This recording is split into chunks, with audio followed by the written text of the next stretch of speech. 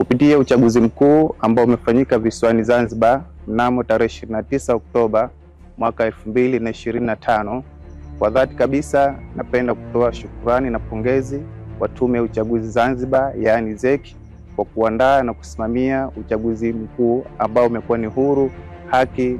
Kupitia uongozi makini wa tume, vijana tumejifunza umuhimu wa amani, umoja na uwajibikaji wa kiraia. Pia umekwenda katika utulivu mkubwa nchini. Hii inatokana na juhudi mbalimbali za Tume ya Zanzibar ZEC katika kutoa elimu kwa wananchi mbalimbali kupitia vyombo vya habari, pia kupitia mitandao ya kijamii na hata simu za mkononi.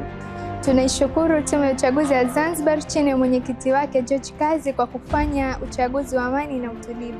Wananchi mbalimbali wameweza kutumiwa ujumbe mfupi wa message, na hivyo wameweza kupata taaluma hiyo na kudumisha amani kabla ya uchaguzi, wakati wa uchaguzi na baada ya uchaguzi. Asante sana.